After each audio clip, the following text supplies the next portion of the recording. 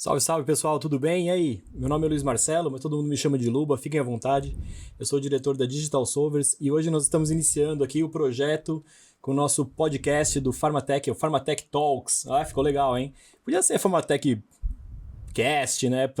Pode sei lá o quê, mas sei lá, a gente já escolheu esse nome e vai ficar Talks mesmo, que eu acho que tá legal.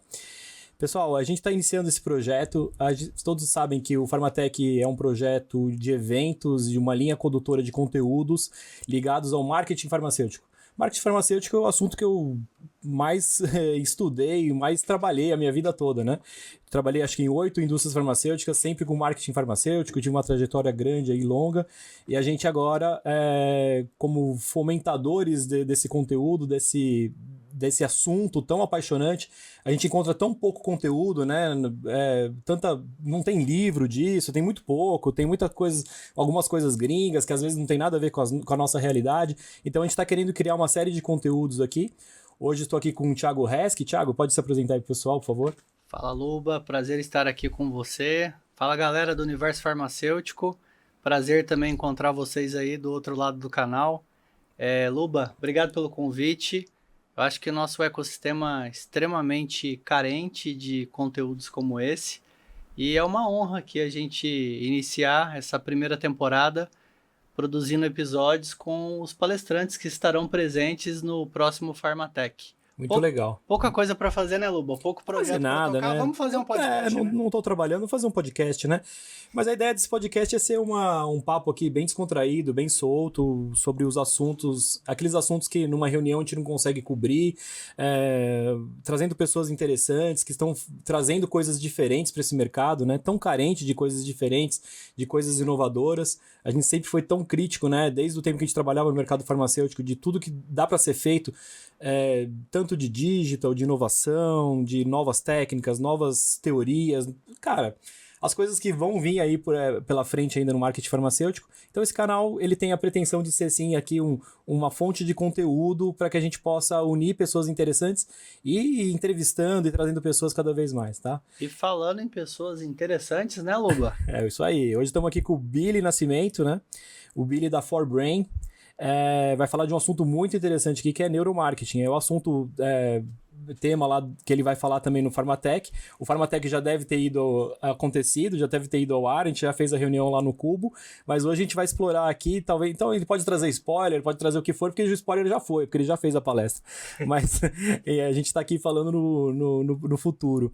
Mas enfim, Billy, seja muito bem-vindo, viu? É um prazer ter você aqui com a gente hoje. Obrigado, Lu, obrigado, Thiago, e obrigado também a audiência agora do podcast. Ô Billy, quer deixar seus contatos já? Se alguém precisar te encontrar, os seus arrobas aí, seus contatos, já vamos falar logo de cara, porque a pessoa já fica sabendo. Com certeza. Mamãe quis colocar meu nome de Billy mesmo, então é nome, né? Não é apelido. Então é BILLY, Nascimento. Consegue me achar no LinkedIn, também no site da ForBrain, né? www.forebrain, né? Falando assim, como é que escreve, .com.br. Cara, era uma dúvida que eu ia te perguntar logo de cara, se era nome ou se era apelido. É isso. Então sua mãe já tinha o branding na veia, né? Mamãe tinha branding, eu não sei, mas ela tinha ali um gosto, né? E ainda tem um segundo nome, tem Edvin também, que é nome. Então, Billy Edvin. Então mas eu não uso só Billy, que já tá bom já, né? Tá ótimo, né? Ô Billy, me diz uma coisa, qual é a sua formação? Como que você começou a estudar o neuromarketing? Como foi a sua trajetória aí?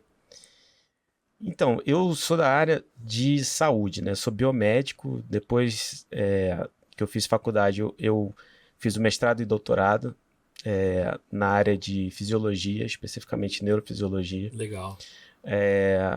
E aí desde muito cedo, na faculdade ali já, eu comecei a fazer pesquisas dentro dessa área que veio a se chamar depois de neuromarketing, né? Comecei com trabalhos ali estudando a advertência de maço de cigarro, aquelas imagens que aparecem no cigarro, né? Aquela imagem horrorosa que a pessoa que vai fumar fica meio com um peso na consciência. Exato. E doutorado meu foi ajudando o Ministério da Saúde a desenvolver novas. Que legal. Né? Então, depois que eu, obviamente, acabei ali, quando você acaba o doutorado, você sempre fica pensando, e agora, o que eu vou fazer? E aí veio a ideia de empreender e comecei a ForBrain lá na UFRJ, onde eu estava fazendo toda essa parte acadêmica. Dentro da incubadora da COP da UFRJ, a gente criou em 2010 a ForBrain, com a ideia de trazer esse mundo da neurociência para a compreensão do consumidor, né? Para a compreensão do cliente, para a compreensão de consumo. E aí, desde então, estamos aí trabalhando nesses últimos 12 anos, grandes empresas. Mas conta essa história do cigarro aí um pouco, eu achei interessantíssimo isso. Eu tenho até uma curiosidade, Luba. A sensação que eu tenho, Billy, é que tem menos gente fumando. Dá para ter uma ideia, desde a época daquele estudo, qual que é o impacto dessa comunicação mais agressiva com quem fumava? Eu vou falar a verdade aqui, eu parei de acompanhar muito essas coisas depois que eu entreguei minha tese. Sim. Mas o que a gente tem, assim, tinha, né, de evidências, eu deveria aqui agora me aprofundar, que eu não me aprofundei, mas o que a gente tinha de evidências é que sim, os maços de cigarro, eles têm um papel interessante para o fumante, que é desconstruir o apelo ao prazer da embalagem. A embalagem de cigarro, né, antigamente principalmente, agora elas estão ficando mais genéricas, né, por força de lei também, mas antigamente elas eram muito bonitas, muito atrativas, né, e aí a gente, até em colaboração com os pesquisadores do Canadá, eles fizeram um estudo aqui no Brasil, conseguiram demonstrar esse efeito da advertência sobre a vontade de parar, né. Legal, eu acho muito interessante, né? Desde que começou Sensacional. Pelo menos você deixou uma pulga atrás da orelha ali, né? Não, exatamente, o objetivo é justamente desconstruir o apelo ao prazer, né, da embalagem. Isso tem uma influência também para o não fumante, porque quando você entra dentro do ciclo da dependência, isso é uma das ações, né? Não é a única, você precisa ter ajuda farmacológica, psicológica, né? São várias coisas diferentes para combater essa dependência. Mas as advertências têm esse papel, né? E o Brasil sempre liderou esse processo, né? O Brasil e o Canadá sempre lideraram esse processo de fazer um marketing às avessas, né? Eu tenho um tio que toda vez que... Eu lembro desde criança, quando eu ia com ele, ele ia comprar cigarro.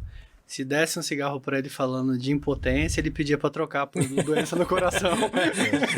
me troca a figurinha aí, que esse eu não quero. Figurinha, esse eu não quero. Não, essas coisas são anedóticas, né? E acontece mesmo, as pessoas...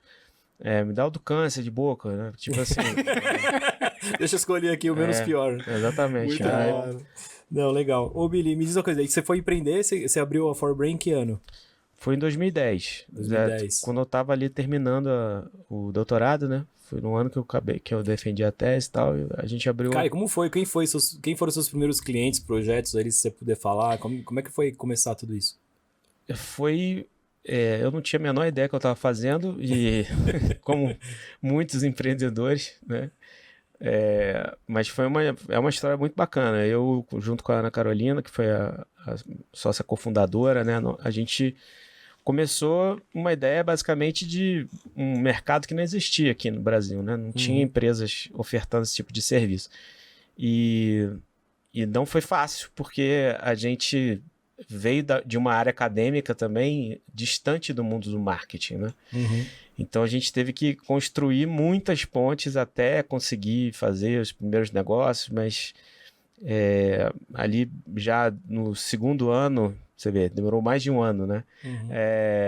A gente começou a trabalhar, os primeiros clientes o primeiro foi a L'Oréal, a gente fez um estudo, inclusive dentro desse universo pharma, né? Foi um estudo bem interessante, analisando ali padrões do olhar do médico frente ao VA, né? Então, como é que ele poderia entender ou como que ele poderia olhar para aquelas informações num tablet, né?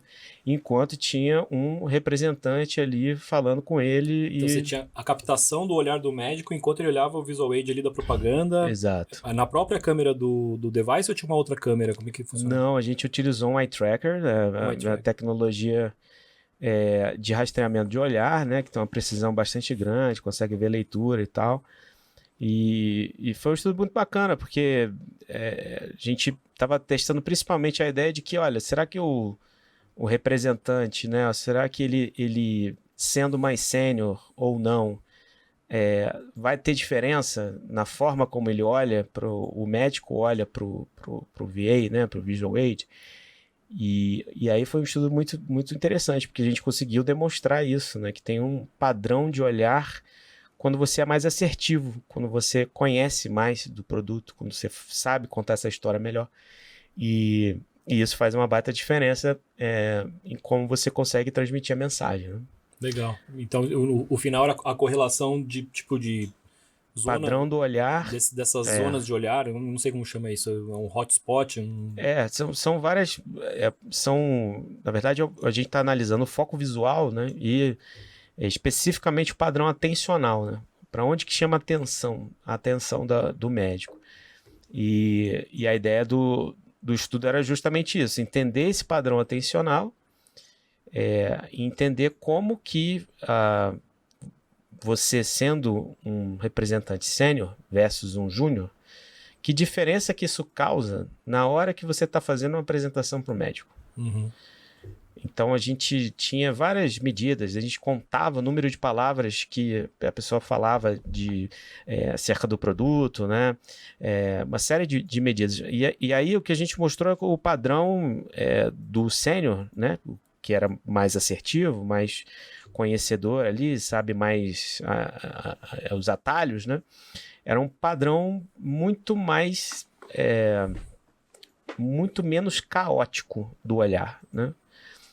O do mais júnior, o padrão era meio caótico, como se o médico estivesse olhando para vários lugares, né? E não tinha uma fixação dentro daqueles gráficos que eram mais importantes, daquelas imagens que estavam trazendo coisas mais relevantes, né?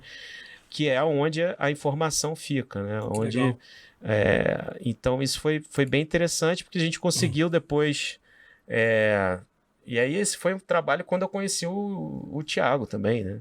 Esse foi um projeto que eu tive o prazer de participar. Essa derivada que você comenta do estudo, Billy, de quanto mais sênior o representante, melhor era a forma com que ele conduzia o speech, e ficava muito claro que ele tinha capacidade de conduzir o olhar do médico para onde ele queria. Ele direcionava para onde ele queria ter os pontos de venda dele. Né? E a segunda derivada, Billy, que eu achei incrível desse estudo era a correlação de um KPI específico de qualidade da propaganda com o sellout do produto, né? Como foi uma prova cabal de que pode parecer óbvio, né? Mas às vezes o óbvio precisa ser dito, testado e mensurado. Quanto melhor o indicador da propaganda, da qualidade da propaganda, melhor era o resultado. Mais vendia, olha que curioso, mais vendia, né? Exatamente. Olha, quando a coisa era melhor feita, mais vendia. Olha que coisa curiosa. Não, isso foi um estudo muito legal, porque a partir desse estudo, a gente preparou um treinamento para os representantes. E aí eles conseguiram demonstrar que pré-treinamento, pós-treinamento, um aumento de vendas, né? Então, assim, esse conhecimento científico, né, desse universo da visitação médica, ele pode realmente fazer diferença. Que legal. Eu queria dar um passo para trás. Por favor. Imagina, nossos amigos aí estão nos assistindo. Quando que nasce neuromarketing no mundo? Como essa corrente nasce? E se você tivesse que explicar para alguém assim de forma resumida o que é neuromarketing, que mensagem que a gente pode passar, Billy, para nossa audiência? Não, tranquilo. Só complementar uma coisa, assim. Para mim, neuromarketing é uma palavra maravilhosa, né? Ela é muito vendável, assim. Vejo muita gente falando, cada vez mais, né? E o que você está me trazendo aqui, me trazendo muita ciência, muito dado, né? Muito fatos e dados, que eu acho que é uma construção interessante. Mas eu vejo, às vezes... Eu sou farmacêutico também, né? Então, você começa a estudar lá... córtex, pré-occipital, não sei o que lá, o cérebro, o giro, não sei o que lá. E eu vejo os caras falando de umas coisas assim, porque o lado esquerdo do cérebro, o lado direito, umas coisas que não fazem muito sentido pra mim. E às vezes tem um neuromarketing também rodando, né, no conteúdo rápido, assim, né, que você fala, putz, banalizaram o termo, né? Bastante. Tenta contextualizar pra gente um pouco a pergunta do Thiago e trazer essa base. Essa coisa que você está falando são os neurocowboys, né? Neurocowboys. Os caras, esse foi o nome que a comunidade colocou internacional, eu chamo de neurosurfistas aqui no Brasil. Mas hoje, se colocar neuro em qualquer coisa, fica bom, né? Fica bonito. Fica bom. Então, eu tava falando isso com um amigo, o cara falou pra mim, vou botar o nome do meu filho de Neuropedro. Né? Neuropedro vai ficar bem melhor do que Pedro. Né? Porque o neuromarketing, né, cara, é um negócio, assim, você fala, mas daí... é a evolução do marketing. Talvez, sim, aí tem neurovendas, neurobusiness, qualquer coisa, whatever. Talvez se sua mãe tivesse acesso a esse mercado naquela época, você teria um terceiro nome. Seria Billy Neurobilia. É isso aí. Neurobilia fica bom. Mas, então, cara, a ideia do neuromarketing, ela tem duas origens complementares, né? Você tem uma parte acadêmica, que é de ciência mesmo, do cérebro, né? Que é a neurociência, entendendo padrões de influência, que é o que o marketing faz, certo? Existe uma área prima, irmã, chamada de neuroeconomia, que também é uma área muito importante de estudos, que vai entender, não vai entender a questão da influência, né? Mas ela vai entender a questão da tomada de decisão. Quais fatores levam você a tomar decisão e como é que seu cérebro reage a isso, né? Só que dentro desse momento, isso foi no início de 2000, da década de 2000, que começou a avançar mais esse tipo de estudo. Logo se construíram, então, empresas de pesquisa que, na verdade, muitos já faziam pesquisa de mercado e começaram a incluir agora, dentro da pesquisa de mercado, algumas técnicas e ferramentas neurocientíficas. O eye tracking, por exemplo, que eu falei há pouco, que essa é a técnica que faz o rastreamento do olhar, isso já tem desde a década de 70, então é muito tempo que as pessoas já usam, mas eram coisas bizarras, porque era um capacete gigante, a pessoa ficava igual um ET e tal, e hoje o negócio tem um óculos, né? Sim. Tem um óculos que você veste e eye tracking. Mas o que na verdade, esse universo foi se consolidando, por quê, né? Porque a noção que a gente tem de influência, o que faz você comprar o carro que você comprou? O que faz você vestir a roupa que você vestiu hoje?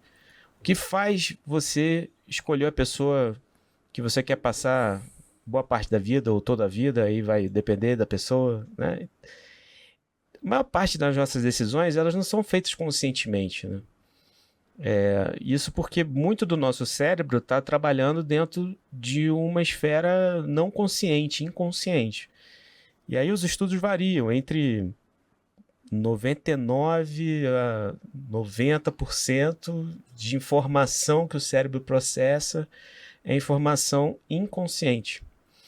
Então, assim, a gente sempre fala, os 5% que a gente tem noção, assim, minha consciência, eu sei o que eu estou fazendo, etc, etc, na verdade, como se você estivesse guiando um elefante, né?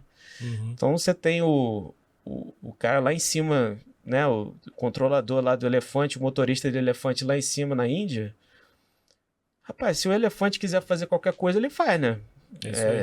Mas a impressão é que o rapaz consegue levar o elefante para tudo quanto é lado.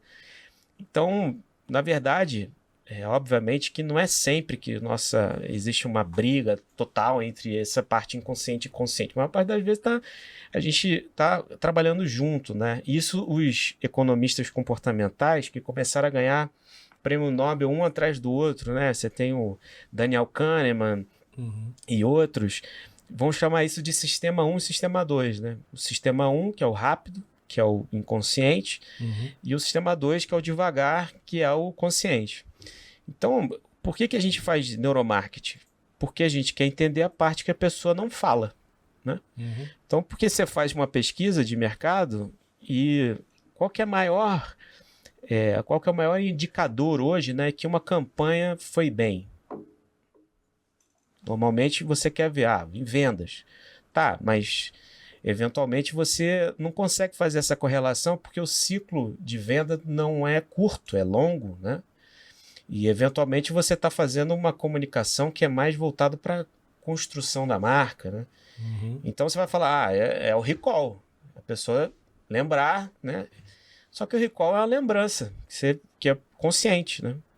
E tem muita coisa que a gente faz que não é consciente. E quando a gente está falando de comportamentos que são comportamentos, inclusive, habituais, automatizados, eles passam principalmente por essa coisa de você não pensar, você só faz. Essa questão do médico mesmo, né? A gente está falando aqui de indústria farmacêutica. O médico no receituário. Quantas consultas o cara faz por dia? Certo? E aí chegou a pessoa, ele tem que ser um computador que diagnostica ali o que a pessoa tem e qual que é o melhor tipo de tratamento, né? Uhum. Se ele já faz um determinado tipo de tratamento com determinado tipo de droga, ele vai meter aquilo no papel e ponto, né? Então, assim, ele vai ficar... Toda vez que ele for prescrever, ele vai ficar pensando, será que é melhor colocar esse ou aquele, né? Tipo, como se fosse consulta de oculista, né? De oftalmo. É esse ou aquele? Não funciona assim. Então, quando a gente está falando desse mundo do marketing, é super importante, então, a gente entender o que está acontecendo nesse nosso inconsciente e como é que a gente pode controlar ou como é que a gente pode influenciar, fazer conexão, né? Porque, assim, a gente vem do mundo...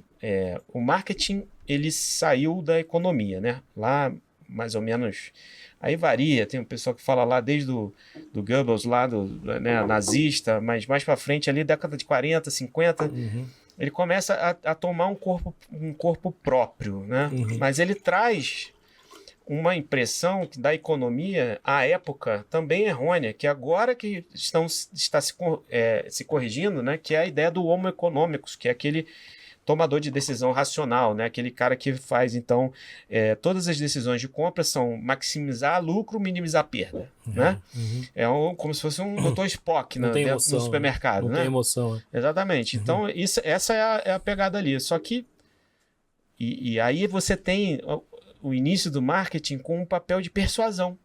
Essa palavra persuasão e marketing, ela é muito utilizada, até hoje, né? Sim. Só que o que a gente defende é que hoje a gente tem que sair dessa ideia de um marketing de persuasão e construir um marketing de conexão e influência. Porque daí você consegue mexer nessa questão racional, sistema 2, e na questão mais inconsciente, né, do sistema 1. Legal, muito interessante, cara. Fantástico. Ajudou a responder aí o que é. E, Billy, uma curiosidade, é só uma questão de nomenclatura? Neuromarketing, neurociência, o que acontece que essas nomenclaturas, a todo momento, elas se trocam? Eu sempre vou falar neurociência quando eu estiver falando da área de conhecimento e quando eu estiver falando de técnicas que são utilizadas para investigação de comportamento, né? Quando eu aplico isso tudo para a área do marketing, isso virou neuromarketing. Então, assim, não existe assim... quer dizer, algumas pessoas até falam, mas eu não gosto tanto dessa definição. O fulano fez uma excelente estratégia de neuromarketing. Olha, você pode ter tido, eventualmente, pesquisas que corroboraram, porque neuromarketing, para mim, é pesquisa, é investigação. Perfeito. É sair do achismo, né? É claro que a gente tem, dentro dessa área, um conjunto de conhecimentos que pode ajudar pra caramba para você desenvolver uma campanha. E essa campanha, de fato, né? Hoje a gente faz consultoria, né? Ajuda empresas, inclusive empresas farmacêuticas, a construir um posicionamento melhor, a lançar o produto de forma melhor, com conhecimentos neurocientíficos do comportamento. Como que é esse processo, Billy? Uma empresa quer lançar um produto e ela gostaria de ter uma abordagem de neuromarketing. Como é que funciona?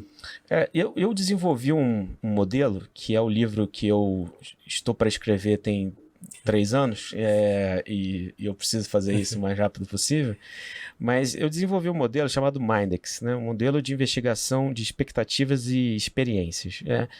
Porque no final das contas, o que a gente deseja construir para o nosso cliente, para o nosso consumidor?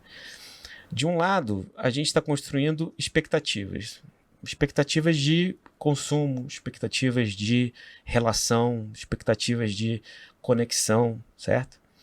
E do outro lado, a gente está desenvolvendo experiências, né? A experiência de consumo, a experiência de compra, né? E aí o que acontece? Quando a gente olha para isso e vai tentar entender quais aspectos, né, fazem mais diferença na tomada de decisão, primeiro que a gente encontra um equilíbrio muito grande entre expectativa e influência e experiência, né?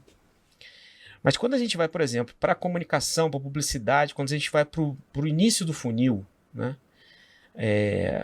a gente está falando muito mais de criação de expectativa, né? Então, comecei a desenvolver um modelo para explicar como é que essas expectativas são criadas, né? E aí eu cheguei a pelo menos 3 elementos que fazem a gente criar uma boa expectativa, né? Construção de narrativas emocionais, né? A construção de memórias associativas e a construção de atenção voluntária, né? Isso, vou explicar cada um deles, né? Tá. O ser humano ele tem uma característica muito interessante que, diferente de todos os animais, ele vive em 2 planos de realidade. Existe o plano de realidade física nossa aqui, que a gente consegue encostar, consegue... Sim, que é palpável. Palpável. E existe um mundo simbólico, né? Por quê? Porque a gente desenvolveu essa habilidade da fala, e a fala permite que a gente crie, né, códigos, signos que representem aquilo que a gente pensa, vê, etc. Isso, na verdade, criou então um universo todo simbólico. E esse universo simbólico ele se organiza através de narrativas, de histórias. Uhum. Por isso que história faz tanta diferença pra gente. Por isso que o Yuval Harari fala tanto em relação a isso, né?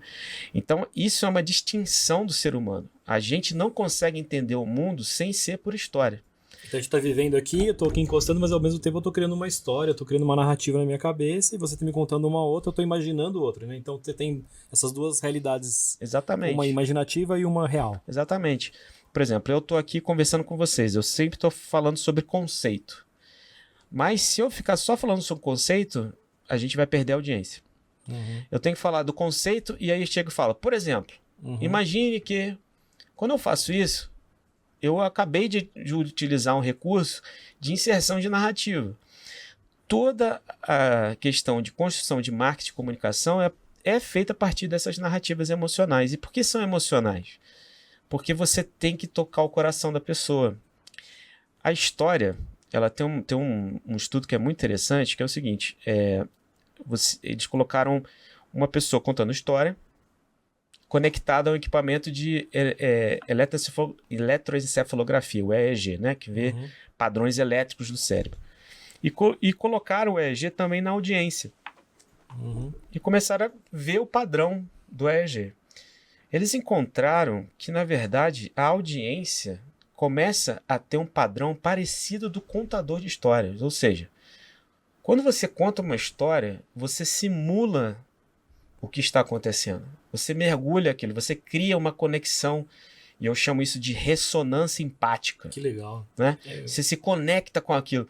Então, se você está vendo lá uma propaganda lá sei lá, pegada quando a gente era jovem, né?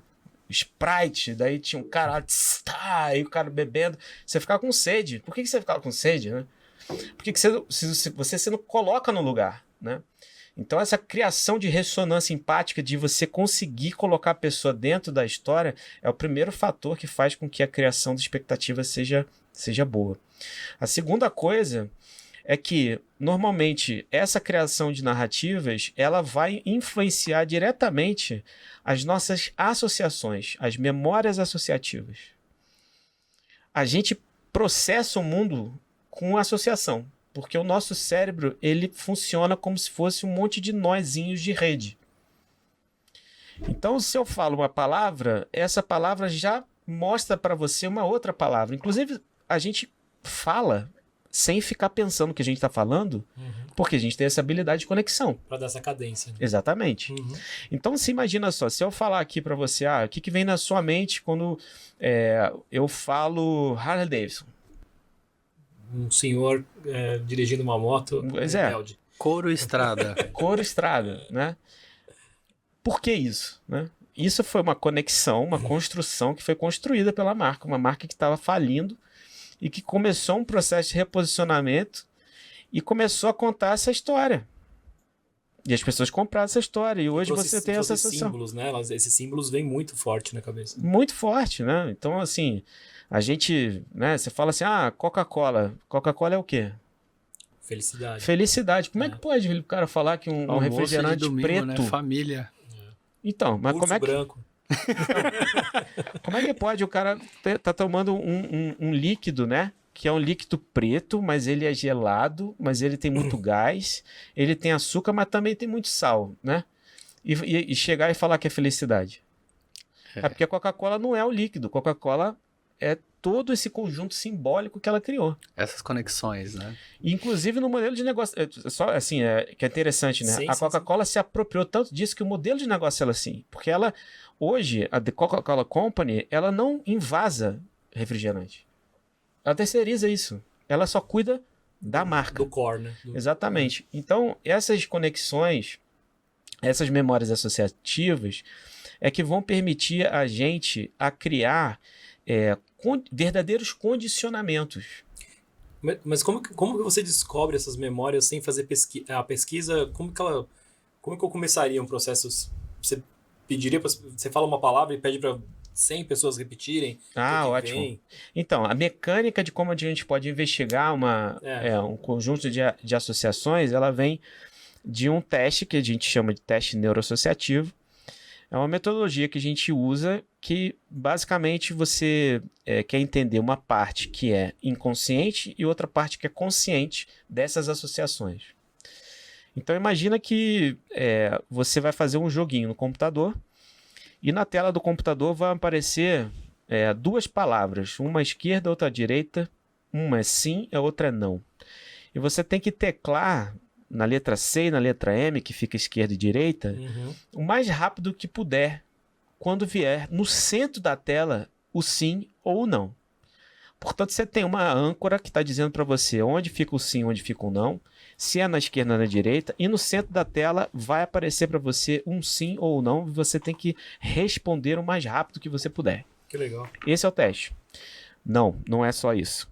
Quando a pessoa começa a fazer o teste, obviamente isso gamifica na cabeça dela, ela quer acertar de qualquer jeito. Se ela demorar demais, aparece pé, se demorou demais. Se ela acertar, se ela errar, né, pé, você trocou o botão. Aprendeu a fazer isso, a gente começa o teste. A pessoa continua fazendo identificação do sim e do não. Só que imediatamente antes de aparecer o sim ou não, a gente mostra rapidamente uma imagem que pode ter, por exemplo, uma marca junto a um atributo. Então, poderia ter uma marca lá, Coca-Cola, felicidade. Isso aparece bem rapidinho, tipo Jequiti, propaganda do SBT, sabe? Jequiti, né, que aparece rapidinho. Então, ela aparece bem rapidinho, não é subliminar. Aparece rápido. E a tarefa da pessoa ainda é identificar se aparece sim ou não. A gente pede, inclusive, para ela não prestar atenção nessas imagens que vão piscar antes, porque senão ela não vai conseguir detectar depois se é o sim ou se é o não. E como é que isso acaba resolvendo no cérebro dela? Se ela está lá focada a detectar o sim ou não, e imediatamente antes do sim ou do não aparece um conjunto de valores, a gente vai medir o quanto que esses valores estão certos ou estão errados para ela. Como assim? Basicamente é o seguinte, existe uma rede associativa que eu falei para você, Coca-Cola, você falou felicidade. Isso é muito rápido para você, certo? Está montado para você. Se você estivesse fazendo esse teste e aparecesse Coca-Cola felicidade, imediatamente depois viesse o sim, ou aparecesse a mesma construção, imediatamente depois viesse o não, você acha que você ia detectar o sim e o não da mesma forma? Não. Você acha que o tempo de resposta, o tempo de reação sua ia ficar igual para detectar o sim ou não? Não. Você acha que provavelmente você para o sim seria mais rápido, né? Muito mais rápido. Exatamente. Então esse é o modelo que a gente usa. O tempo de reação, ele indica para a gente o quanto que aqueles atributos estão associados com a marca. Quanto está enraizado e faz sentido para a pessoa, né? Exatamente. Que legal. Então, se você, por exemplo, não tiver, você achasse a não é felicidade, você é ser mais veloz para o não do que para o sim, né? Uhum. Então, através do tempo de reação, a gente consegue detectar esses padrões de associação. E aí você coloca isso no modelo estatístico e tira uma conclusão disso. Exatamente. E aí a gente consegue fazer um mapeamento. Então, poxa, eu vou fazer uma campanha. Quero saber se esse determinado produto tem agora uma outra percepção, né? Por quê? Porque eu quero colocar uma outra percepção, porque eu quero construir um determinado território.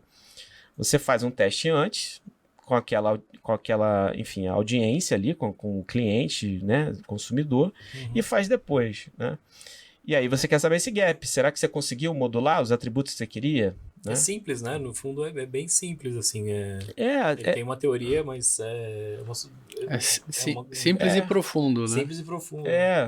No final das contas, as coisas as técnicas são até simples. Tem algumas que são mais complicadas, mas elas, como você está falando, elas são simples. Então, o que a gente faz? A gente faz esse teste inconsciente e junta com um teste consciente daí.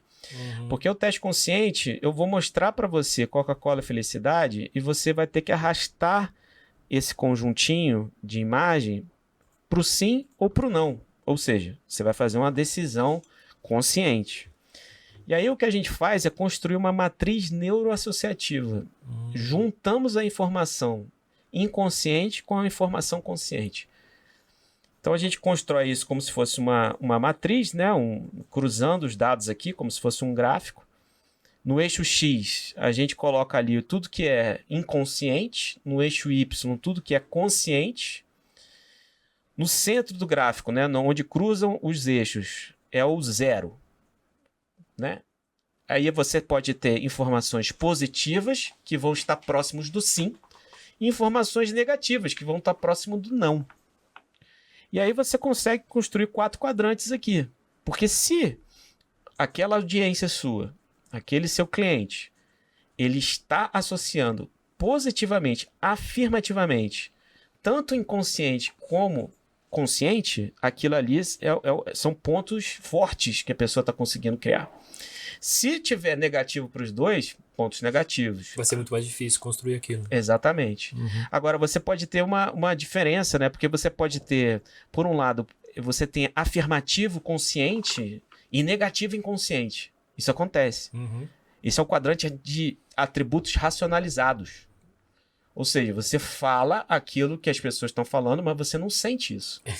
Interessante. E você pode ter exatamente o contrário, que é quando você sente que aquilo, mas você não quer falar sobre isso, que é o quadrante emocional. Então, isso cria um plano de ação para a marca, né? Porque ela consegue entender ali... A comunicação, né? Como é que ela tem que comunicar. Será que eu tenho que aumentar minha questão emocional? Será que eu tenho que aumentar... empoderar meu cliente, meu consumidor para falar sobre isso, né? Porque eventualmente ele não está falando, ele só sente, mas, né? Não acha que seja aquilo. Então esse é o segundo fator. E o terceiro fator para a construção de expectativa é você construir uma atenção voluntária, né? O que é isso? Essa capacidade que a gente tem de processar a atenção, ela surge porque o cérebro não dá conta do tanto de informação que chega para a gente. Né? Então, assim, se eu dissesse para vocês assim, olha, vocês estavam sentindo a cadeira nas costas de vocês até agora? Né? Você vai falar, não, estou sentindo agora. Mas a informação estava aí? Estava. Mas antes você não estava prestando atenção, agora você está prestando atenção. Por quê? Porque você voluntariamente deslocou o seu processamento de informação para essa região que eu falei, certo? Certo.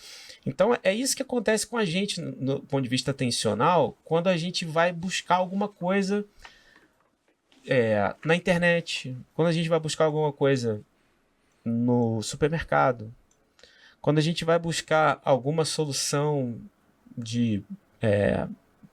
seja para questões de saúde, etc.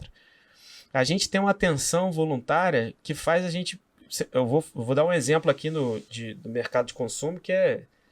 Se você estiver na sua casa com aquela camisa branca e comeu aquela macarronada, né, de paulistano, no domingo, e você manchou a roupa, você vai querer tirar a mancha. E aí o que você faz? Você vai até o supermercado se não tiver na tua casa aquele produto. que começa com V e é rosa, né? Antes de eu falar isso, você já tinha pensado, né? Você já tinha pensado em Vantage, da Bombril, que é um produto de tirar mancha da Bombril. Você vê. O Vanish tá tão bonitinho. O Vanish é um negócio tão forte que, assim, você tem um produto Vantage com características rosa e que ela sequer aparece na sua cabeça, né? Agora a gente montou o quebra-cabeça de fazer uma boa expectativa. A gente construir uma boa expectativa é construir uma boa disponibilidade mental. Disponibilidade mental é o conceito fundamental que a gente tem que trabalhar no marketing. Porque é aquilo que faz as pessoas irem atrás de você, as pessoas te quererem, as pessoas construírem associações fortes, as pessoas terem uma relação emocional com você de tal forma, então, que agora você está gerando realmente um marketing de conexão e influência. Então, esse modelo que eu desenvolvi, e eu só dei o tempo aqui de falar da parte da criação de expectativas, ele ajuda, então, a gente a entender como é que o cérebro forma essas nossas conexões, etc., e nos ajuda também a entender que tipo de ferramenta a gente pode utilizar a cada estágio desse para entender esses padrões. Por exemplo, quando a gente estava falando aqui no início, né, sobre o padrão do olhar do médico junto ao VA, ao Visual Aid ali, eu estou fazendo o quê? Eu estou fazendo uma análise de atenção voluntária. Porque eu estou contando uma história para o médico, ou seja, tem que produzir uma narrativa emocional. Ao mesmo tempo, eu tenho um interesse que esse médico construa um padrão associativo, ou seja, aquela medicação, aquele produto tem que estar associado a quê? Isso é criado dentro da indústria para que o propagandista tenha esse papel. E quando eu construo isso junto com o apoio visual, eu estou direcionando o olhar do médico de maneira voluntária para os pontos que são mais importantes para que fique aquela associação e para aquela conexão emocional se torne ainda mais relevante. Então, assim, você veja que a gente consegue aplicar o modelo para qualquer tipo de consumo, né? Quando você fala de conexão e influência, isso é tão nosso mercado, né? Mas é na veia o trabalho de marketing farmacêutico. E aí fiquei com uma curiosidade aqui. Quando a gente pensa em que valor eu gero na cabeça do médico, né? Quando o médico tem um problema para resolver, existe algum estudo, você já percebeu que a marca do laboratório, o institucional do laboratório tem um peso e o medicamento, a marca do medicamento tem outra nessa tomada de decisão, ou são coisas totalmente dissociadas? Aí a gente tem que fazer aquela divisão dos medicamentos isentos de prescrição e aqueles com prescrição, né? Os isentos de prescrição, obviamente, que eles adquirem e conseguem ser promovidos como marca própria. Então, eles têm um caminho bastante interessante. Mas, quando a gente está falando dos medicamentos de prescrição, você tem aí uma coisa que é dúbia. Porque, ao mesmo tempo que você está tendo ali uma comunicação daquele medicamento, porque ele tem uma marca especificamente, você também está institucionalmente chegando até o médico, né? Então, uma das coisas que a gente vem debatendo, inclusive com alguns dos nossos clientes, é entender a capacidade ou entender o quanto que essa marca institucional ela pode ajudar a criar uma disponibilidade mental para o médico. Perfeito. Porque, eventualmente, ele não vai lembrar no nome da droga, mas ele lembra o nome da farmacêutica. Então, acho que esse é um caminho para mim que eu vejo pouca gente falando ou estudando. Mas eu acredito que isso é uma das fronteiras que a gente vai ver dentro dessa questão de marketing farmacêutico, especialmente. Com certeza acontece. Né? Ainda mais no mundo onde todo mundo lançou tudo, né? Assim, a gente tem um achatamento, né? Então tem pouco lançamento e todo mundo tem que lançar. todo mundo tem uma marca de nimesulida, todo mundo tem uma marca de, sei lá, de qualquer molécula. E a construção dessa marca, eu tenho visto assim com alguns clientes, é uma coisa penosa, mas o laboratório está lá já com um guarda-chuva de coisas. Exatamente. Né? Ele tem uma força institucional muito forte, né? Então, ele tem uma linha completa. E aí o médico até imagina, putz, será que ele não tem? Será que esses caras não têm uma molécula dessa? Né? Então... Não, isso uma das... Isso foi uma fórmula no mercado de consumo utilizado por Unilever, Procter & Gamble e a própria Coca-Cola. Você veja que, pegando o último Coca-Cola, você tinha marcas diferentes. Coca-Cola, Coca-Cola Zero, Coca-Cola Stevia, certo? E aí o último CEO falou, não, acabou, é one Coke, né? Então, assim, é uma só Coca-Cola aqui. Sabe a decisão. E agora é sabor. Olha a mudança. Eu tenho sabores. Isso, obviamente, causou confusão, né?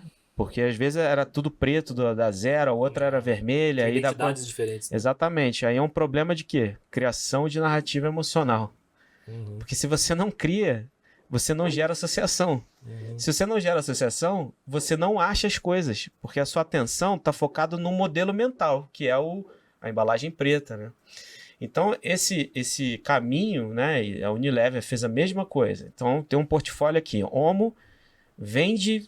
igual, né? Muita coisa. Aí eu tenho outro aqui, sei lá, Cif, não vende tanto, né? E aí? Eu vou deixar essa discrepância toda? Como é que eu posso fazer com que o meu portfólio se torne mais competitivo a partir da compreensão de que não, isso é Unilever? É engraçado, né? Assim, porque tem vários movimentos, né? Acho que a gente já teve, né? Desses umbrellas, né? Tipo, o cara lança embaixo da umbrella ou lança sozinho. E agora eu tô vendo o movimento dos caras comprando pequenas empresas, né?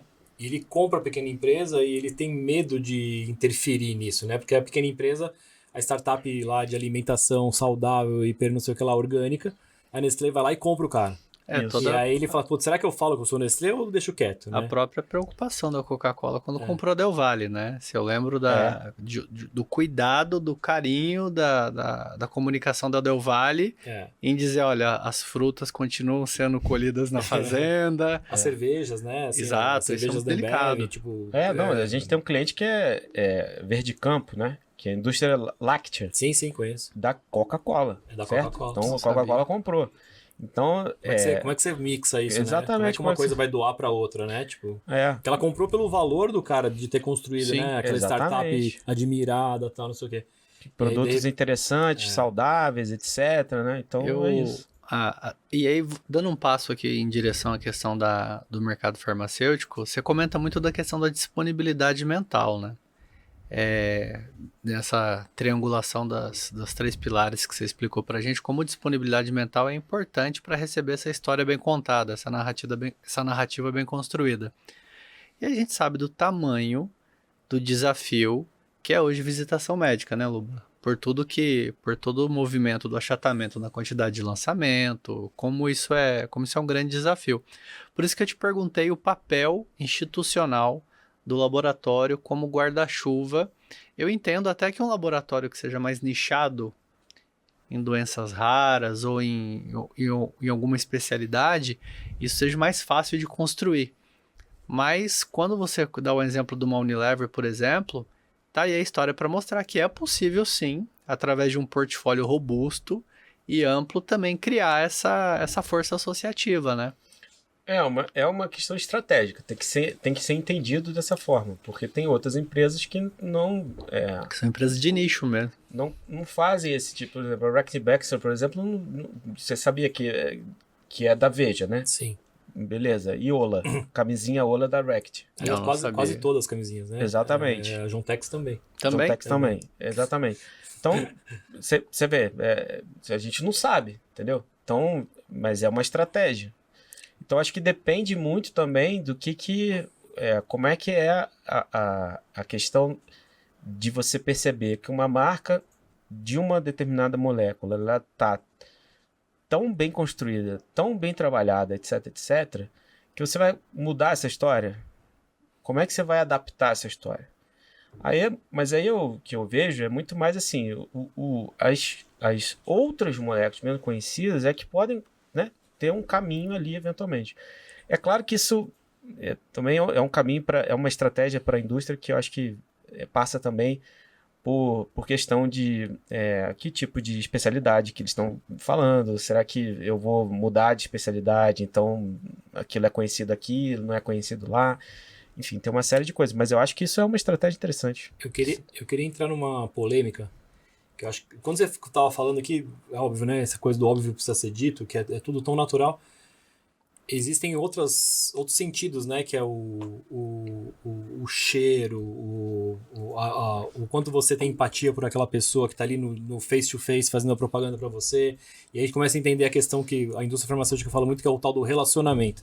Do que vende mais? É a técnica ou o relacionamento? É uma junção dos dois, óbvio, né? E aí o médico constrói ali uma relação emocional com aquelas pessoas que estão ali visitando, e isso também tem um peso na decisão dele e tal, na construção dele. E quando a gente vai para o mundo digital? Porque você quase que desliga isso, mas e eu vejo muito pouca gente se preocupando com essas questões no mundo digital, que ele parece ser um mundo mais frio.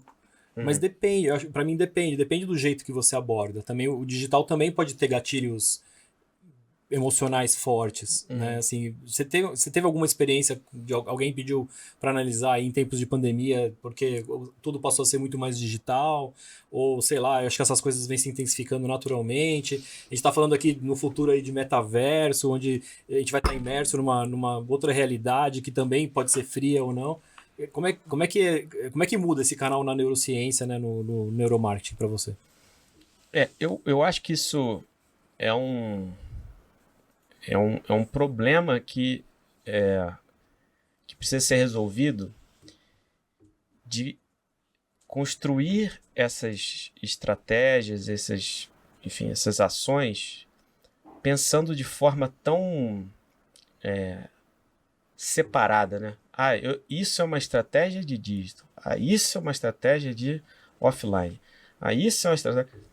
Assim, na verdade, eu acho que a gente tem que entender que a gente fusionou dois tipos de mundo e a gente tem que trabalhar em todos os mundos, e eles têm propriedades distintas, eles servem para coisas distintas, ele alcança pessoas de forma diferente, mas o que você tem que estar interessado é a comunicação da sua marca, né? Eu gosto muito de um trabalho do Joseph Pine II, que é um autor que escreveu um livro, Economia da Experiência, foi um dos livros mais famosos dele, mas depois ele escreveu um outro livro chamado Infinite Possibility, quer dizer, possibilidade infinita. Ele chega e propõe um modelo que eu gosto demais. Como que a gente deve fusionar os dois mundos, digital ou virtual, né, e o mundo real. Então ele fala o seguinte, olha, a realidade... aí vai uma viagem para quem está ouvindo aí, espero que não faça ninguém dormir. Mas a realidade é composta de 3 coisas: matéria, espaço e tempo. Ele parte disso. E a virtualidade? A não matéria, o não espaço e o não tempo. É verdade. Como assim o não tempo? Pô, você no virtual você não consegue dar pause? Então separa o tempo. Então é um não tempo. É o assíncrono. Exatamente. Pô, a matéria vira bit, certo? E o espaço vira um espaço virtual, né? E aí ele propõe nesse modelo que você pode fazer todas as combinações possíveis. Você cria 8 reinos aqui. Como assim? Você pode ter... Olha, você pode estar no espaço real, o tempo real e com a matéria virtual. A gente acabou de criar a realidade aumentada. Porque não é isso. Você coloca um device, Pokémon GO, né, que ficou mega outro... Coloca um device ali, a matéria, ela é digital, que é o Pokémonzinho. O espaço é real, porque você projeta ali. E o tempo é real, porque você tem que catar o Pokémon naquela hora. Entendeu? Então você pode ter a virtualidade, a realidade aumentada, a virtualidade você aumentada. Mistura tudo isso ao mesmo tempo, do jeito que você quiser. Exatamente. Isso, para mim, é você entender as inúmeras possibilidades de criação de experiência. Se você parte desse princípio, você não vai ficar pensando que eu tenho que ter isso, eu tenho que ter aquilo. Não. Coloca o cliente no centro, entende como é que é o comportamento dele e entende que ferramenta que você pode utilizar para estar com ele nos melhores momentos ou em todos os momentos. Porque essa é a mudança de mindset para mim que falta, sabe? A gente compartimentaliza muitas coisas e às vezes isso fica dentro da estrutura da empresa. Então, times diferentes, pensando de coisas diferentes. Então, assim, por quê? Se na verdade a gente quer fazer uma coisa só, que é conectar e influenciar, entendeu? Então, eu acho que esse modelo do Joseph Pite, para mim, ele faz muito sentido para a gente discutir qualquer coisa dessa. Olha, tem uma virtualidade aqui. Beleza. Essa virtualidade funciona? Pode funcionar. Depende, né? Eu tenho uma realidade aumentada aqui. Ela pode funcionar? Pode funcionar. Depende, né? Eu tenho uma virtualidade aumentada. Virtualidade aumentada, sabe Guitar Hero, né? Que você tinha a guitarrinha. Então, se tem um objeto, você tem matéria real, né? Só que você está lidando com o quê? Você está lidando com um espaço virtual e um tempo virtual. Então, isso é uma virtualidade aumentada. Então, você imagina, você constrói 8 possibilidades aqui e aí você começa a entender que, no final das contas, você está criando experiência. É só isso. Que gera memória associativa. Exato. Todo o conceito não se anula. Né? Exato. Que a gente vai justamente para o outro lado que eu discuti pouco, né? Que é a criação da experiência. A expectativa e a experiência é o que a gente tem que estar trabalhando todo instante. A experiência influencia na expectativa. E a expectativa influencia na experiência. Nesse caso, aqui a gente quer fazer com que a experiência influencie na expectativa. Então, como que eu posso construir canais em que eu crie experiências tão fabulosas que façam sentido? Porque sabe o que acontece no mundo do marketing? Ele é feito de muita modinha, muito trend, sabe? Então, assim... É o hype. Exatamente. Começou a fazer realidade aumentada. Aí todo mundo começa a fazer realidade aumentada. Mas pra quê? Pra nada. Pra quem, né? E pra quem, né? Não, bota ali o negócio... Vocês concordam comigo que essa tecnologia tá há bastante tempo e a gente praticamente não usa? Sim, concordo. Porque não tem utilidade, gente. Nas aplicações que estão sendo feitas. Concorda? Concordo. A questão é que não está centrado no cliente. Você não está pensando, você está pensando o que você pode fazer de tecnologia, o que você pode fazer de coisa bonitinha. Entende? Então, eu acho... É vazio, né? É vazio. Então, se você agora coloca o cliente no centro, e nesse caso aqui da indústria farmacêutica, a gente está falando do médico, que ele é cliente, né? Ele é o influenciador. Ele é consumidor de informação, né? Quer dizer, eu, indústria farmacêutica, estou vendendo informação para o médico. Ele é um resolvedor de problemas, né, cara? Exatamente. Cada cliente que aparece ali, cada paciente que aparece ali é um problema que ele tem que resolver, né? Exatamente. Então, num contexto desse, você imagina, são muitas oportunidades, mas eu acho que ainda a gente se prende a um modelo, olha, relacionamento é tudo, persuasão é tudo. Então, doutor, consegue fazer aquilo lá pra gente e tal, sabe? Tem umas coisas muito clássicas, assim, pra mim, assim, o cara fala, não, tem que mandar informação, o cara quer informação. Aí o cara manda um PDF, né, assim, aquele PDF que você tem 600 páginas ali, e o cara tem que ficar dando pinça, assim, pra tentar ler alguma coisa, assim. Aí você fala, legal, se for uma informação realmente que é vital pra vida dele, ele vai fazer o que for possível. Agora, assim, as questões de usabilidade, né, da experiência, de facilidade, de impressionar, de encantar, né? De colocar... A gente não vê. Exato, colocar a pessoa no centro. É, isso aí. Então, se você coloca a pessoa no centro, e isso parece uma coisa tão batida, né? Tantos anos falando de customer centricity, mas até hoje a gente precisa continuar batendo nisso, porque a maior parte das ações não estão partindo de um problema daquele que eu quero alcançar. Estão partindo de um problema que eu preciso vender. Eu dou muita risada interna, assim, porque eu trabalhava no saque, né? Comecei minha carreira no saque, atendendo o telefone. E eu atendia, na Stiff eu cheguei a atender 120, 130 ligações por dia. Eu chegava em casa e não conseguia nem conversar com meus pais, né? Eu era solteiro ainda, eles não conseguiam falar, não saía a voz. E eu ficava ouvindo 130 oportunidades de gente que se dispôs a ligar para a empresa para falar alguma coisa. Não era só reclamação, tem muita reclamação, mas tem farmacovigilância, tem sugestão, tem gente que é desocupada, tem gente que é terapia, tem um monte de coisa. Depois de uma certa experiência, pelo alô da pessoa, você já sabe o que é. Mas aí eu ouvi ali, era um universo muito rico para mim. Aí eu vi o gerente de produto falar e não tinha nada a ver com as coisas que eu tava ouvindo. Aí depois você vê assim, né? Patient centricity. Sério, os caras resolveram colocar o paciente no centro, né? Resolveram colocar o médico no centro, resolveram colocar o customer, o cliente no centro. Só existe por causa daquilo, né? Assim, é meio óbvio. Mas eu tinha muito essa noção que você tá falando. Os caras falavam uma coisa e os pacientes, as pessoas estavam falando outra que não tinha nada a ver. E eu usei isso muito lá na frente depois, né? Eu fui para uma outra empresa concorrente e eu sabia todos os problemas da empresa anterior, porque eu sabia lançar o produto com base na experiência da pessoa. E pegou na veia. Algumas coisas que eu falava assim, mas que atributo é esse que você está falando que o produto não mancha a roupa? O que tem a ver não manchar a roupa? Porque eu recebia as pessoas dizendo, esse produto é muito bom, ele é excelente, mas ele mancha a roupa de cama, a minha camiseta fica manchada, porque eu uso esse produto para acne que mancha a roupa. E eu falava lá no meu produto, não mancha a roupa. Eles falavam, cara, o que tem a ver? E as pessoas, e batia forte nas pessoas isso. O médico ouvia isso falar o dia inteiro. Né? E é muito engraçado, porque eles ignoravam, né? Tipo, tudo bem, não sei o que lá. Mas eu acho que tem um recall muito forte, como você citou, Billy, esse nascimento do marketing dissociado da economia. Quando o marketing nasce para persuadir, o que é persuasão se não é criar desejo para produzir consumo versus você não querer persuadir, querer entender para proporcionar uma experiência, né? São escolas antagônicas, né, cara? Olha, eu diria que são... É o Kotler fazendo 1.0, 2.0, 5.0, eu acho que tá em 7. Eu perdi as contas.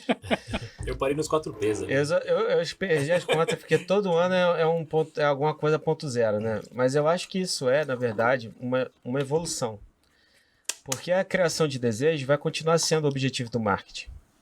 Porque desejo pode ser criado, necessidade não. Ok. Necessidade é intrínseca, né? A gente tem necessidade de ter relações sociais e nos comunicar. Desejo de ter um iPhone é outra coisa, certo? Então, agora, como é que o desejo no mundo atual é construído? Sim, eu acho que a gente tem muita coisa para pensar, raciocinar. As dinâmicas estão, de certa forma, mudando, né? Você pega o médico hoje, a principal reclamação dele é o quê? O Google. Então, e aí, né? Já tá na fase do aceita que dói menos, né? Porque assim, no começo eles reclamavam muito. Pô, o cara chega aqui com o Dr. Google, já tem o diagnóstico, tem tudo. Cara, ele vai ter. Não, isso não tem como voltar atrás. Esquece. E é legal entender também entender o lado do médico num cenário em que o médico estava no topo do conhecimento, tem uma questão econômica muito forte hoje, tem a questão do ticket médio da consulta diminui, a entrada dos planos de saúde, o médico também está muito pressionado na ponta. Muito, porque o cara tem que ser produtor de conteúdo. Hoje não tem como, o cara tem que produzir conteúdo, tem que ter um Instagram bom, pra ter presença. Pra ter presença, pra alguém, sabe? Ele tem Instagram... O cara é cardiologista. Então, mas assim, você vai no médico, você fala, putz, deixa eu dar uma olhadinha se ele tem um, né? Se o santo bático dele, né? Exato. Você vai querer ver ali, Sim, né? É que eu puxei essa questão, o tamanho desse desafio. Imagina que a gente tá falando agora para uma audiência. Tem muita gente de marketing, muita gente de treinamento, né, Luba? A gente tá falando de disponibilidade mental do médico para absorver essas conexões e a gente gerar influência. Qual era, antes de chamar a ForBrand para bater um papo, Billy, qual seria a recomendação que você dá para um gerente de produto e para uma persona de treinamento, uma vez que, sem um representante capacitado, preparado, ele não vai conseguir fazer isso? Então, isso é uma coisa que diz muito a respeito à área de treinamento também, treinamento comportamental, como ele prepara esse representante. Você já fez estudos que mostram isso. E o cara de marketing, qual que seria a dica para você observar? Quais seriam as primeiras coisas que ele deveria observar para ver se a comunicação dele está tendo aderência com o objetivo final dele? Se você pudesse dar uma dica básica, assim, para ele poder dar um primeiro passo. Não, super. Quando a gente fala de atendimento, né, que é toda essa alternativa, então, da gente construir não só comunicação, mas um convencimento, né, numa relação 1 para 1, a dependência da pessoa obviamente, essencial. Ela não é um robô, senão botava um robô ali na frente, certo? Então, a questão toda ali você, enquanto representante, você entende qual é o seu papel nessa construção de história, né? Que história que você está ocupando, sabe? Você é quem? É o vilão? Você é o mocinho? Você é o quem? coitadinho. Você é o escada que está ajudando o médico que é o protagonista. Como se constrói, então, uma relação que você entende que há uma história, certo? E que essa história faz sentido. Que essa história tem uma conexão. Então a gente ouve muito assim, né? Olha, o médico hoje não tem tempo para nada. 3 minutos a visita médica, você tem os dados melhor. Não tá mais 3, tá 2,5. A tendência é ir para 1, 30 segundos. Tem médico que deixa só a amostra grátis, obrigado, vai embora, né? Como é que se cria? Não tem como, eu acredito que não tem como a gente resolver, e eu não tô aqui para ser a pessoa que vai resolver isso, se a gente não investigar. Porque a gente tem que entender, então, né, a partir desses padrões, o que está acontecendo. E quando a gente fala do marketing, é a mesma coisa. Tipo, se você quer construir disponibilidade mental, você precisa entender qual é a disponibilidade mental existente, certo? Então você vai reforçar, você vai desconstruir, você vai construir algo novo. Se você não sabe o que existe, como é que você quer criar uma coisa? Você vai mexer aonde? No quê? Que tipo de conceito associativo existe e que você não quer que tenha mais? Ou um conceito que você precisa necessariamente criar para criar distintividade, né? Uma das coisas que eu acho mais interessante também nos trabalhos do Byron Sharp, que é um pesquisador australiano, que fala muito sobre disponibilidade mental, esse tema que é muito presente nas pesquisas dele, nos livros dele, é que você, enquanto marca, tem que ser distinto, mais do que diferente. Distinto é a pessoa bater o olho e reconhecer. Uhum. Sabe?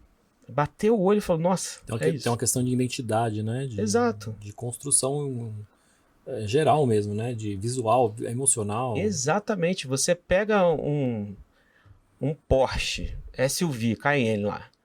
Você olha e você não vê que é um Porsche? Agora faz isso com as outras marcas. Tenta fazer isso. Você não consegue, certo? Então, existem coisas na distintividade que podem fazer com que você surja na mente primeiro de alguém, a partir de um problema. Porque no final das contas é isso, né? Eu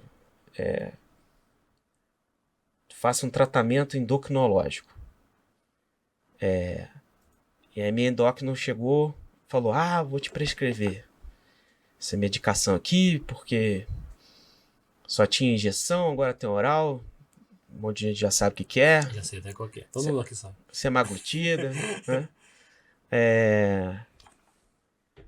E olha, o representante falou pra mim que tá com uma promoção, um negócio aí. Se você comprar 2 caixas de primeira, vai pra dúvida. Pô, o que é a primeira coisa que eu fiz? Fui na farmácia, fiquei 40 minutos para a menina entender e conseguir processar o que era o negócio. Mas eu não arredei o pé de lá, certo? Porque ficou 3 caixas, sendo que um preço de 2, coisa assim, sabe? Uhum. Então, pô, esse cara é quem pra ela, né? Ele tá solucionando o problema dela? O que ela quer, na verdade? Ela quer o bem do paciente. Ela quer o sucesso no tratamento. Ela tá fazendo tentativas ali de medicação, etc., porque ela confia naquela indústria, certo? É isso aí. O nome dela tá em jogo. O nome dela tá em jogo. Então, quando a gente começa a entender esse processo, e aí a gente entende, né, que às vezes você está lidando com drogas que são drogas que custam muito dinheiro. Então, assim, essa relação é uma relação intrincada, né? Então eu tenho que confiar nela, ela tem que confiar na indústria, né? E eu acabo agora confiando na indústria. Porque agora, toda vez que eu vejo aquele nome, eu falo, pô, esses caras são sinistros, o cara lança molécula todo ano e cada vez mais é um negócio que... entendeu? Tá evoluindo, né? Exatamente. Criou disponibilidade mental, uma marca de uma indústria farmacêutica que eu nunca tinha ouvido falar e que é um nome que é ruim de falar. Assim, estou falando em português, certo? E na Dinamarca fica fácil. Exatamente. Você entende? Só que agora eu vejo lá, Energisk, sabe? Dá pra falar, se lembra, entendeu? Então esse para mim é um componente muito interessante na discussão, né? Você conhece o conceito da estranheza positiva? Eu falo isso pra caramba, não sei se foi eu que inventei. Mas quando você fala assim, tipo, tem coisas que te chamam a atenção por serem estranhas, sim, né? sim, Como sim. você falou, né? Tipo, nomes esquisitos. Você para ver porque você tem mais disponibilidade, porque você quer entender aquilo. Exatamente, né? Isso é dissonância cognitiva, né? Ah, legal. Normalmente a gente tem desperta a nossa atenção essa dissonância cognitiva. Quando você está esperando uma coisa, acontece uma coisa diferente, né? É o princípio da piada, por exemplo, né? A piada, ela sempre funciona porque você está esperando uma coisa e aí inverte a lógica na hora. Daí aquilo gera uma graça para você. Então esse é um princípio que pode ser muito bem utilizado, né? Legal. Muito bom, fantástico, Billy. Obrigado pela explicação. Nossa, pra mim foi Cara, aprendi pra caramba, assim. E é muito interessante porque são coisas do dia a dia, do cotidiano, que a gente não para pra prestar atenção. Uhum. Né? E que podem ser racionalizadas pra ciência, pra você poder medir, pra você poder tirar conclusões, direcionamentos, né? Exato. Eu acho que o mundo às vezes ele é muito intuitivo, né? E legal, porque a intuição também tem a ver com isso que a gente está falando, mas o quanto mais você conseguir trazer isso para o plano racional e você criar ciência em cima disso, acho que é super interessante. Tudo que você pode medir, que você pode melhorar, né? Que você pode... Eu sempre gosto de comentar assim, né? Pô, a ciência levou o ser humano a sair dali da máquina a vapor num rio na Inglaterra para colocar o homem na lua, sabe? Então, assim, a gente não pode ter aversão à ciência, sabe? E, na verdade, tem que entender ela como uma complementariedade, né? Eu não acredito de forma nenhuma que só ciência também consiga fazer uma boa criação de desejo. Porque você precisa de criatividade, você precisa de arte, você precisa de sabe, sensibilidade. E isso para mim é essencial. Porque eu acho que ela traz a ferramenta, né? Assim, Exato, quantos Washington Oliveto não tem, né? Mas assim, eu posso... Quanto não tem de emoção e tudo isso que a gente está conversando aqui nas construções dele, mas se você puder racionalizar coisas, estudar cases, e estudar clientes, Exato, né? Como a gente falar, colocar no centro, conversar, extrair coisas daquilo ali, você consegue resultados muito melhores. Exato, E a gente passa sempre por mudanças, né, de revoluções tecnológicas. Tem um texto do Humberto Eco que é muito bom, que tipo assim, olha, na invenção da escrita, provavelmente teve muito sacerdote falando que isso é um absurdo. Eu sei. Pra que você tá colocando aí? Pra registrar? Como assim? A memória é muito mais importante, certo? Aí hoje a gente fica preocupado, né? Nossa, e agora com esse mundo digital, que a criança em menos de um ano já consegue abrir o celular, não sei o que, tal. Cara, o ser humano tem esse nível de adaptabilidade porque, de novo, o mundo simbólico, ele acaba coordenando o nosso mundo, que é o mundo físico. A gente continua fazendo as mesmas coisas de milhares de anos atrás. A única coisa que mudou é o contexto e a representação simbólica do que é aquilo. A gente continua caçando, continua, entendeu? Explorando. Namorando. Exatamente. Continua namorando, procriando, continua, enfim, uma série de coisas. Não muda. E isso é a reflexão que eu acho que é muito boa, que a gente traz no neuromarketing também. O cérebro é o mesmo cérebro, desde que surgiu o ser humano. É o mesmíssimo, não mudou, não tem tempo para mudar, não tem como. Mas o contexto é completamente diferente. O software instalado nele é diferente. Né? Então, cabe a gente... Várias atualizações aí. Pois é. Mas aí que tá. Várias atualizações, mas o firmware, né? Sei lá, tá lá. A coisa lá dentro, ela ainda tá constante. Entendeu? Tem coisa que provoca medo na gente e vai provocar sempre, não tem como. Tem coisa que atrai a gente vai atrair sempre. Sabe? Cabe a gente entender, estudar, desenvolver, então, pesquisas para que a gente consiga gerar essa conexão, essa influência da melhor forma possível. Ô Billy, só para terminar, quais são os livros aí para quem quiser começar a estudar o neuromarketing, os básicos aí que você acha, os 3 principais aí para começar? Os textos ou os autores, qualquer coisa aí, uma referência para o pessoal que quiser começar a dar uma olhada nesse assunto. Olha, tem um livro de um autor que é conhecido nosso também, enfim, Darren Bridger, que chama Neurodesign, em português. Na verdade, Neurodesign é em inglês. Aqui foi traduzido como Neuromarketing, se eu não me engano. Mas vendia mais. Mas o nome é Darren Bridger, e aí tá traduzido em português e tal. Eu acho que vale muito a pena também recomendar aqui o blog da ForBrain, porque a gente produz muito texto e a gente tem bastante conteúdo lá sobre essas questões. E aí, para quem quiser ir para um nível mais pegando para o inglês, etc., tem outros livros também, né? Por exemplo, tem um que é Neuromarketing for Dummies, né? Então, assim, o livro parece ser até... aquela série amarelinha, né? Para leigos, né? Sei. E aí você tem um de neuromarketing só. E eu, com certeza, estou esquecendo de vários outros autores super bacanas e importantes. Inclusive, pessoas aqui no Brasil que escrevem também, né? É claro que é aquilo. A gente tem que sempre ter um olhar crítico, porque os neurosurfistas têm demais, né? Mas tem muita gente também que produz coisas legais de qualidade. E o livro do Billy sai quando, Billy? Pois é, mas isso aí já foi a árvore, o filho, falta o livro. Falta o livro. Muito bom. Billy, a gente vai estar junto. Como o Luba disse aqui, a gente é um programa futurista, né? Tá no futuro. A palestra dele já foi muito boa. Exatamente. A gente vai estar junto ou esteve junto no passado perfeito, né? E a gente tem um desafio muito legal de levar para a comunidade de marketing farmacêutico todas essas discussões. Como você é um cara que atende não só a indústria farmacêutica, tem alguma dica de o que a indústria farmacêutica poderia absorver e aprender com os outros mercados que você está atuando?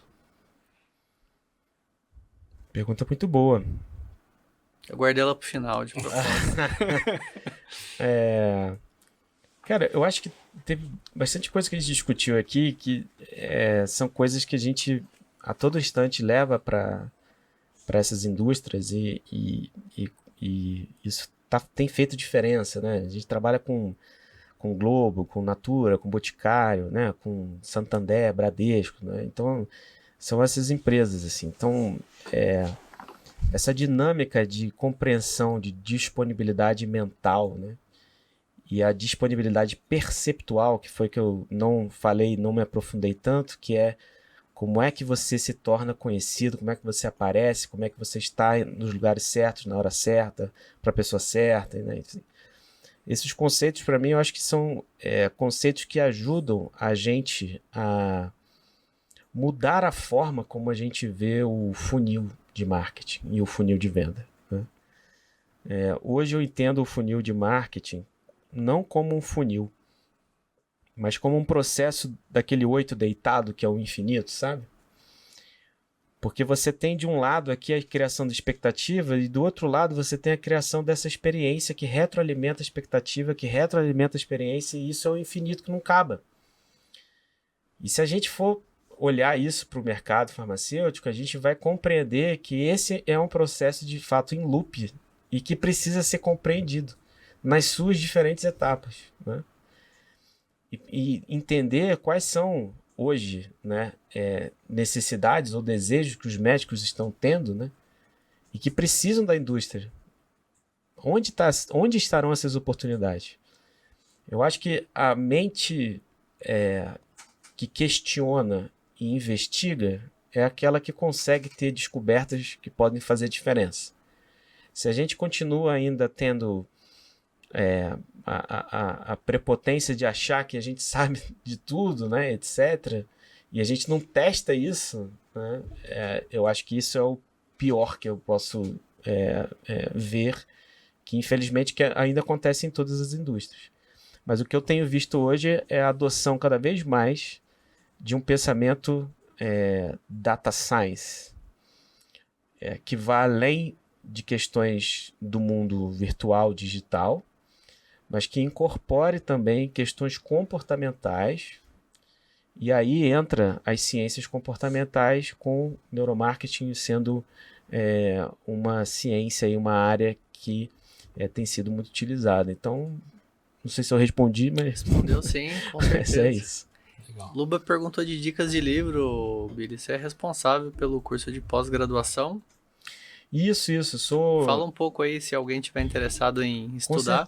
Com certeza. Eu sou coordenador do Master de Neurociência do Consumidor da ESPM, né? Esse é o Master que a gente está aí na 8ª turma. Tem uma carga horária de quanto? Tem uma carga horária de 400 e poucas aulas. Grandes? Entre 300 e 400. O coordenador não lembra, enfim. Não, tudo bem.